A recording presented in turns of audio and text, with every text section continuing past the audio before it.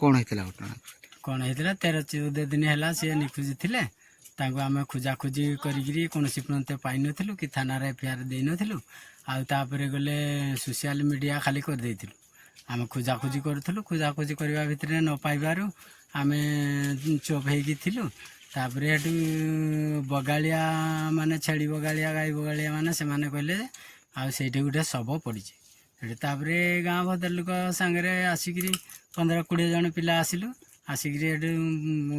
पंतारिक आसिक देखिलु जे से बुढ़ीर शव पड़ी। आपन केमती चिन्हले से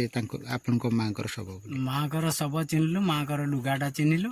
आउे भत्ता कार्डटा अच्छे भत्ता कार्डटा ब्याग भितर काढ़िकी खोलिकी पढ़िलु बुढ़ीर भी फोटो मराई बुढ़ीर भी चित्र देखिलु जे हाथी से मारिदे मारिक फिंगी दे।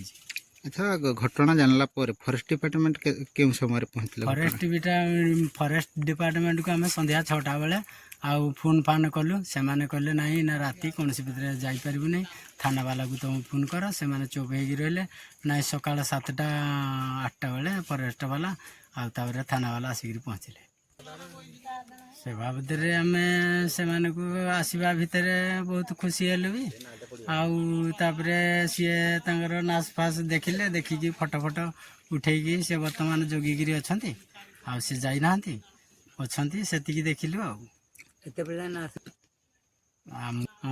आमर सन्देह होची हाथी मड़ा पड़ी हाथी भी मारी आम जापर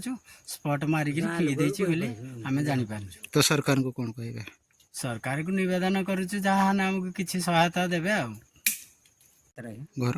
कौन हो सर कौन होती घटना एक्चुअली आज्ञा मो माँ कौन है से बुढ़ी मनीष जे इे सियाड़े जाइना जे आम बहे बाट भी खोजिचु सान को जे तेलुगु एरिया जाक सब खोजु ये करचु किसी ना आमको माने है आज 10-15 दिन आज्ञा जो गोटे छुआ कहला जो मुंडा साहिर जे एमती बुझी तो आपनकर कौन संदेह रोची आपन को माँ जो आपण जैसेमती होते तो सारे आम जानी पारि था किंतु एक्चुअली ताकू हाथी गोड़े गोड़े नहीं मारिक सियाड़े पकई दी आपण भी चेक करूँ देखिए कौन जे तो अपन सरकार को कौन कहे सरकार जहाँ दिंतु न दिंतु किसी दरकार नहीं यार तो नहीं करी सरकार दिंतु कि न दिंतु आम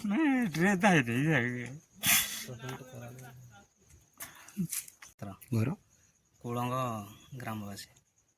आमर तो देखुं ग्राम चारिपटे जंगल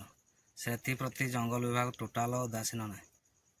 भितर 2 जन मलेनि प्रति किसी उदार ना कि सुरक्षा ना बाबद क्षतिपूरण देवाटा तुरंत करा जाऊ।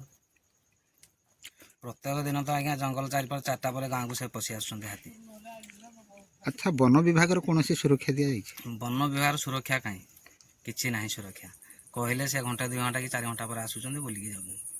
कि प्रति तार जो उचित धर ये करता सुरक्षा दिता भल हाँ ग्रामवासी हम ठीक चाषबास करूँ और जीवन ठीक रही पारता सेटा पूरा निराट सत्य तार पाखे हाथी कचाड़ी कचाड़ी मारी तार क्षतिपूरण शीघ्र दि जाऊ ना ग्रामवासी आम राजरास्ता ओह्लैबू जहाँ कथा सरकार सहित लड़ाई करूँ।